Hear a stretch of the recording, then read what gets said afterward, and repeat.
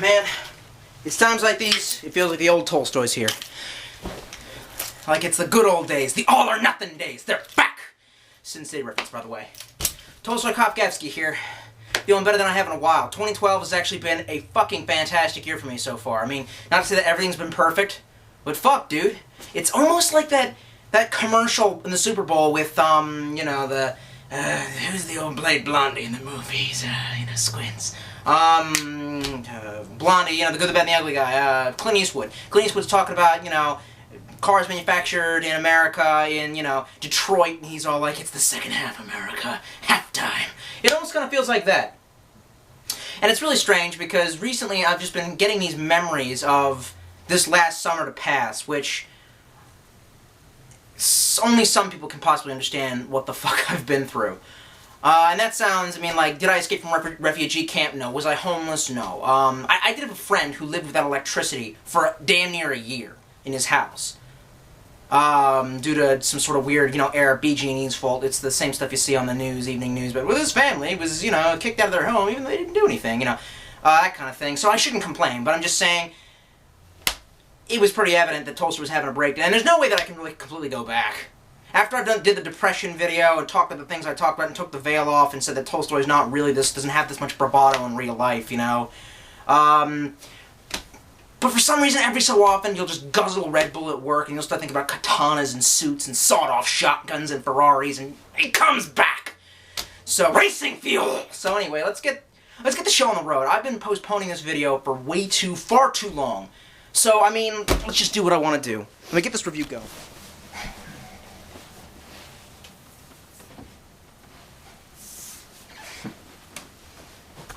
And this review will not really be the easiest review to do, for the reason that I got rid of my desk, or the most factual review, seeing as I'm kind of a novice. Just because I have passion about a lot of things, doesn't mean that I know as much about them as I'd like to know, or be as skilled in these things. But anyway, let me kind of reach back in here in the Closet of Doom, past the awesome tailored pinstripe suit that I've yet to wear on YouTube, by the way. But I wear it in real life, and it's fucking badass, so yeah, there's that. Alright, let's get this started. Submitted for the review of the Midnight Approval... Fuck that lineup. Submitted for the approval of the Midnight Society. 90s reference. I bring you Tolstoy Kopgevsky's review of a Oniyuri... Bujinkan Oniyuri Blade. So, let's talk about, first off, disclaimer warning, and I already kind of, you know, mentioned this, that I'm not an expert at bladesmithing, blade geometry, you know, metallurgy. I wish I was, and I know little bitty things here and there. This is going to be like those old classic console reviews that I used to do, where I basically spout my opinion and kind of give you my weird personality that some people seem to enjoy, which, by the way, shout out to Patrick Rashik, the Third Reich. No, I'm sorry. I can't actually pronounce your last name. One of my German fans made like this kind of response video, and like 80% of my response videos are like by 13-year-old boys going, "You're so awesome, I love you, Tolstoy," and he said, "I think it would have been better for you to hear this from an older fan, someone who can drink in public." Weird that you say drink in public. No. We get arrested if we drink in public. This is America. In America, there's no freedom. I mean, there's all this freedom. All the time. I pay my taxes. Anyway, so, and that really brought me back to life. You know, every so often when you get, I mean, because when you get a bunch of people all the time writing you comments like, "Oh, I love you, never leave YouTube," and stuff like that, it'll never match up. Like, it's not really the feeling that I'm looking for. It's when someone who you really think is a cool person and an alright guy and is totally not derp says, "Hey man, that was a cool review. I liked it." And you're like, "Eee!" And it like brings you back to that what you started YouTube for.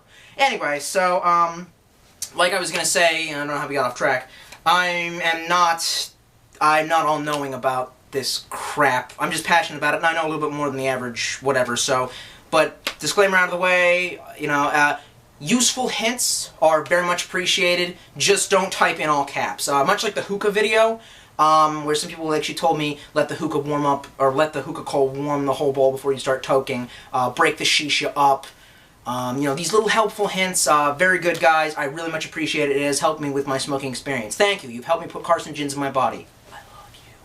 So, this is the Oniyuri Bujinkan sword. It is, I believe, a Kaze Katana, which is a slightly shorter katana. It's also a trick ninja sword. Yeah. So let's get into it.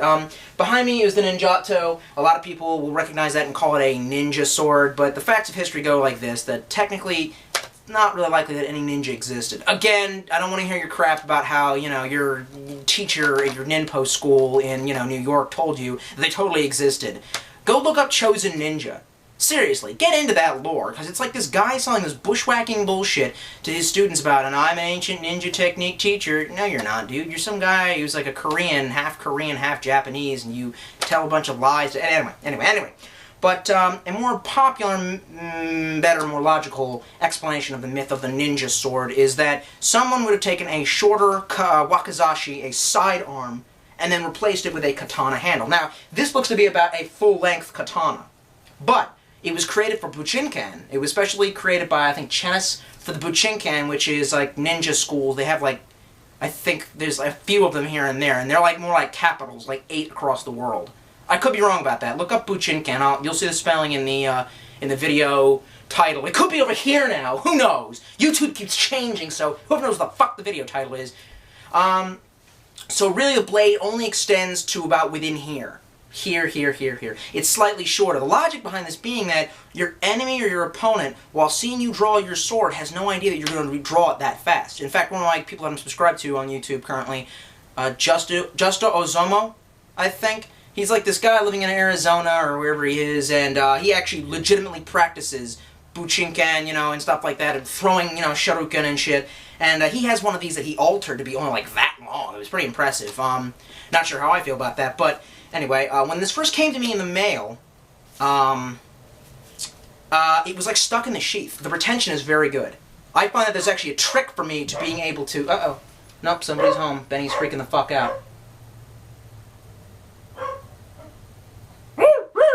Anyway, so, basically, it has very good retention of the blade, but we had to, physically, I had to hold this upside down, and someone took a rubber, you know, soft cloth and a hammer and kind of went...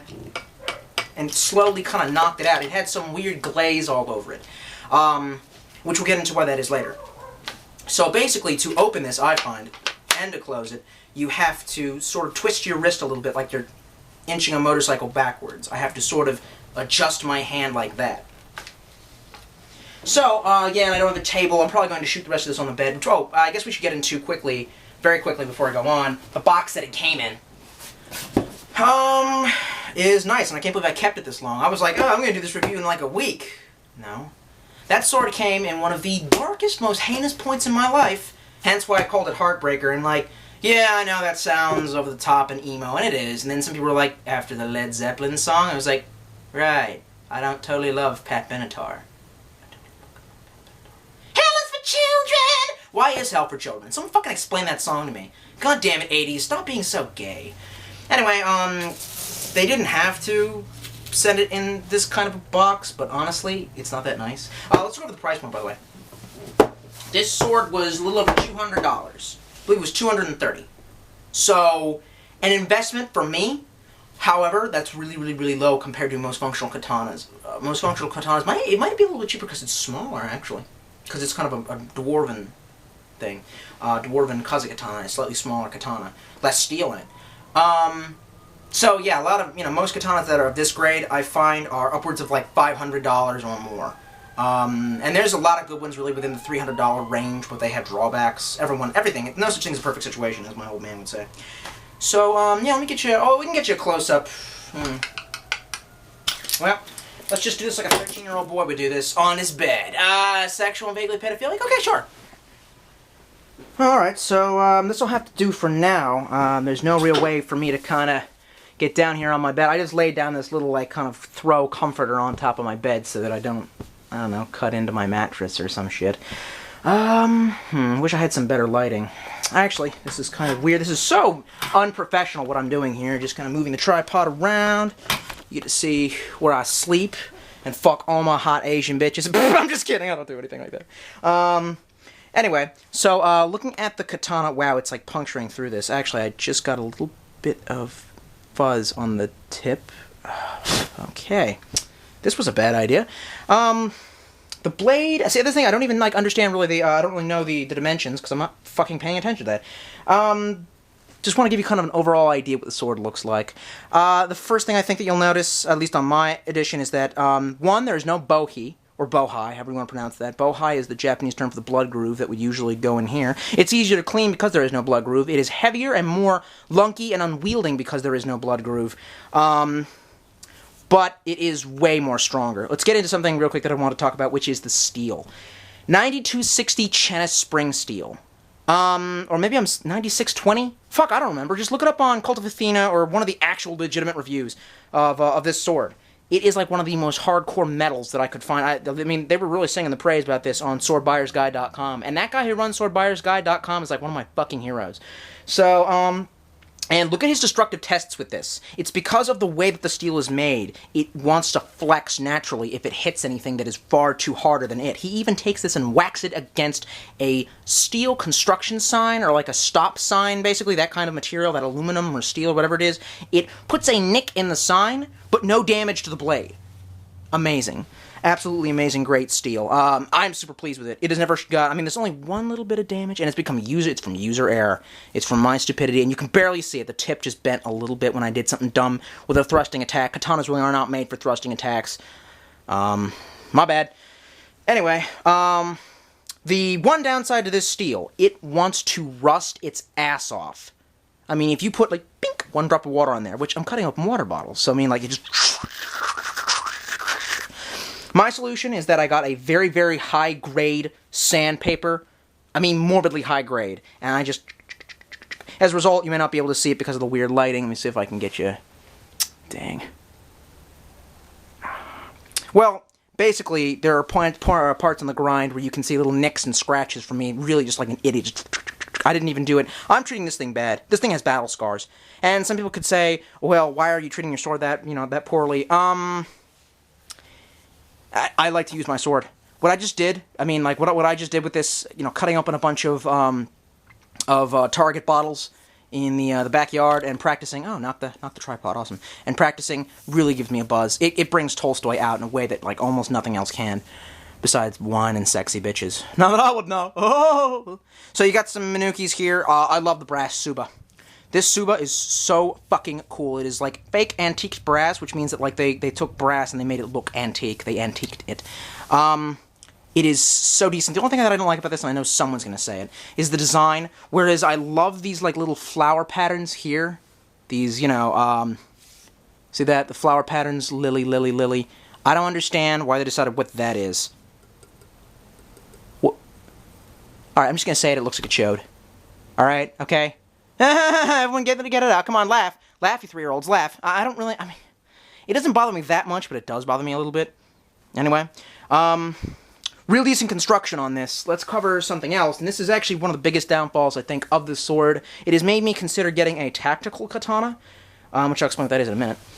Basically, I wish I can get you closer to the action. Let me see if I can...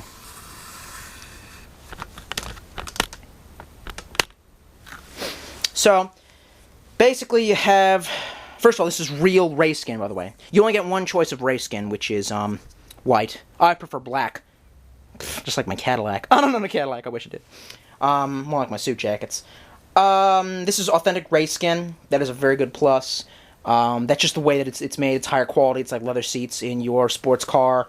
The Minukis don't stand out really all that much. I mean, what's there to say? They're just Minukis. The pin is brass. I feel like that pin has shifted around. The construction on this is really great. However, maybe you can see right there. You see that, like, that little bit of... This could just be from my particular one, because none of these are going to be identical. These are actually all handmade. Chennis hand makes their shit. Look up videos on the internet of Chennis making these swords. I really approve. And Chennis is a Chinese company. Making Japanese, Korean, Chinese, antique, replica swords. And they do a damn fine job. I just wish... I wish it could have been black. The thing is that this wrapping is loose. And it's gotten loose because I've used this thing. I have used and abused it. And I'm super glad that I did, because I really put this thing through its paces. And honestly, if I was going to war, you invade my home, you might just see me with this in my hands. Even though it's a little unwieldy, and I'll get to that in my finishing thoughts, sort of. So yeah, the wrapping wants to move a little bit. You can fix that. You can take this thing apart, the handle apart, and clean it, and then rewrap it. But again, that takes skill and knowledge that I don't know, just like sharpening does. I have gone through enough bottles to sink a battleship, stuff like this, actually. I don't know why. This was just sitting here from actually the hookah review that me and Zach did. This is very soft plastic. So it cuts through these things really easy. Almost no point. But intensity gets a little bit higher. Milk jugs are a little harder to cut than this, but not really. Cartons are a little bit harder than that. After that are big 2-liter bottles. After that, I guess you increase to kind of smaller, tighter bottles, sort of like a Gatorade bottle. Gatorade bottles are hard as fuck. Gatorade or Sobe. Then after that, I guess you can get up to tatami otome, which are those like round mats, you know, that you use to cut. You can get knockoff Chinese mats, but again, those are crap. Chinese sand mats, never use those for tamashigiri, which is test cutting. I would definitely get, you know, a good replacement for that is pool noodles. I have not managed to figure out how to cut one of those. I can't get the right kind of pool noodle. You gotta get the one that really doesn't flex. If it flexes too much, then it gives in to the katana, just like, you know. So, let me talk about something else. I got this from Cult of Athena. It came with, and I probably should have had this ready before the review, but look at me. It came with its own cleaning kit. For reals, yo. Ta-da! I don't know what that says in kanji, or Japanese, or whatever that is. It comes with, and this was all very cool to add in there. I just used this actually as a display piece. It just looks cool. I think it's sword wax. Fuck if I know. Oh, look. Sword oil. Fuck if I know. I use sewing machine oil. You use this to powder the sword. That I do know. It comes with a sword wipe. One of my favorite fucking instruments in the world is this tiny little brass hammer. Holy crap, that's cool.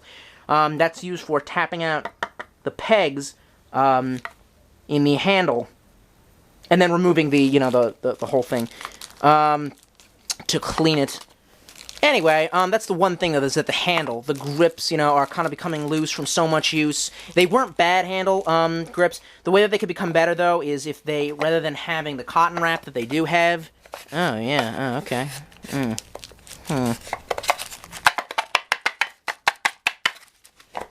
Rather than having the cotton wrap that they have, might have been better if we could have gotten a leather wrap. Leather wrap, you can do silk wrapping, or again, if you want to go like me and think about this, I'm looking into getting a tactical katana, which is basically a, you know, kraton handle. How Cold Steel would make it, you know what I mean? Like, something like that. No need to make it out of wood or ivory, just make it out of a badass plastic. Again, that's not exactly, that's another thing that I was going to bring up about the blade. This originally came with a laser-etched Hammond, right there, you can see it. See that kind of wavy pattern? Let's get into Tolstoy's history lessons real quick. Lesson from Tolstoy, and then after that, possibly some finishing thoughts. The Hammond was created on katanas, basically, and I've mentioned this before in videos, because the blade was created through Japanese smithing techniques that created differential hardness of the blade. The spine on the blade was made of a softer, more springy-like metal that would cushion the hard cutting edge, thereby allowing it to pass through very hard, very tough objects without it breaking, shattering, like maybe possibly bending like a European sword would.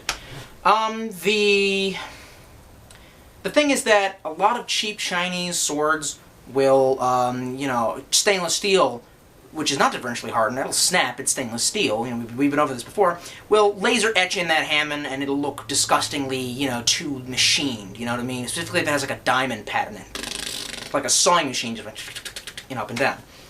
So, the problem is that, a lot of people say this is not a traditional sword because, well, it's not a traditional sword to begin with. It mimics it, but, the thing is that it's a 9260 or 9620, whatever the fuck it is, just look it up, China spring steel.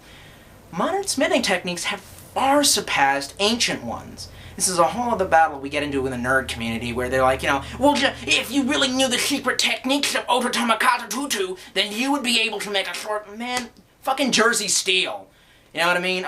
We can make titanium, you know, alloys now that are better, faster, stronger, and that's the thing, is that the Hammond has to be laser etched on there because it's not differentially hardened. This is stronger than an antique sword. It's just, you know, they had to laser etch that Hammond on there because that's not a natural byproduct of the creation, stamping, and smithing of the steel, and that has buffed off. with all the damage that this thing has taken, how many times I've actually had to de-rust it with a small, or take off some of the stains that it has actually gotten from vegetation that I've sliced, and, so basically, the thing is, I'm kind of glad that it's come off, because, in a way, the sword isn't really being itself. You know what I mean? Now it's true to itself. The fact that it's just one blade, does not have, the same blade geometry, possibly, as an antique, Edo period, Muramasa or Masamune sword, or knockoff thereof, even from that period. Anyway, but overall, this is a really fucking epic sword. I wish I could get into the feelings of, or get into the concept of, my feelings surrounding the sword, because, Messiah is also nice. No, I don't know what to tell you about that. When I got this sword, I was going through some shit. And you can just say it's a woman, but it's not just, if you understood it's not just a woman. If it was just a woman, I'd be like, oh, that's fine. If you could just understand everything that happened, it kind of shaped me, and I wish I could share it with the world. Because I went through a weird experience. It was like a week before Otakon, and then through Otakon, and you can even see in my Otakon video the way I said I have to sort some things out in my life. The revelation can't be shared yet, but it's part of who I am, and it will always kind of be there, and that's what this sword reminds me of this. This sword, Lord of the Rings, because I was watching it when this shit went down at the time. I was just watching it at night, and then I can't even get into it. Better times are ahead, I feel. And I hope I'm not just being delusional. The weird thing is that now that I'm looking back and I'm saying, last summer wasn't so bad. I kind of remember playing Yakuza 3 and watching Lord of the Rings and listening to Flyleaf and cutting open jugs in the night and it being hot as holy fucking hell. And I'm feeling about the loss and defeat of a young man. And seeing him in the mirror and everything. And then, my mind goes, dude, that time fucking sucked. Enjoy what you have now. So there you go. Oh, wait. You know what I didn't do? Shit, I forgot to say this, which is basically, I guess the one thing that I'm not going to do is, lead up and say, I just did the test cuts now. I guess the big question is, hey, does it cut?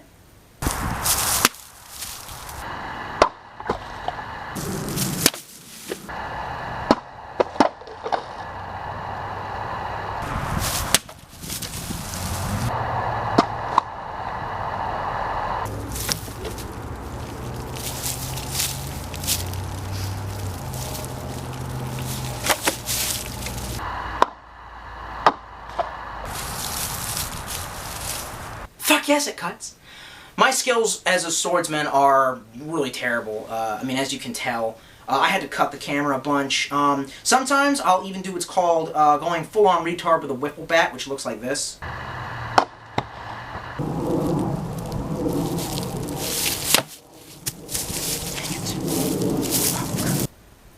That's just where, I don't know, I didn't complete the slice correctly. My form was bad. I am an autodidact. I always have been. I was homeschooled.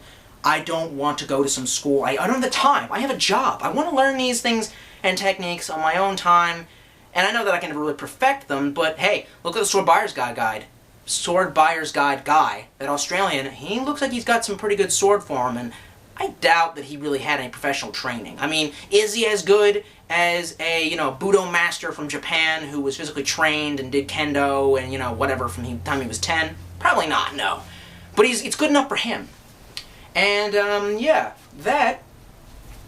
So, and plus I'm way out of practice. I used to be able to do way better targets than those 2-liter bottles. I used to be able to very easily slice through multiple small Gatorade bottles. But then again, the sword has become dull from doing that. Possibly. I once heard saying that in the Edo period, they said that a samurai sword could only go through 4 human targets before it was dull, or 4 corpses, possibly, because they used to test on corpses. So I really don't know. Sharpening the sword, ew. If you fuck up sharpening, you can really mess up the steel, and to be honest, this thing's just far too precious to me to mess up. Without the bow, you'll notice that my cutting has probably been hindered, my learning has been hindered because I picked a heavy fucking sword with a weird balance because of this large brass suba. And it's because it's shorter and it has less reach than the usual normal size katana. So I probably kind of threw off my training by picking something that's this kind of clumsy, but on the other hand, it's very powerful, and I thought I would never want to have the blade snap. I don't know if that happens, because there's some katanas that they market as battle ready, and the blades look really thin, and I always think, well, what if you hit like a broomstick core and it bent and snapped? Is it possible? I really don't know. So, I really hope you enjoyed your dose of Tolstoy today, and maybe you have some interesting pointers to tell me about katanas, and maybe this will help get you into katanas or just swords in general. It's not just katanas, it's the whole sword community. I mean, we're talking about, like, you know, basket-swept broad swords and sabers and all that good stuff. Sweet.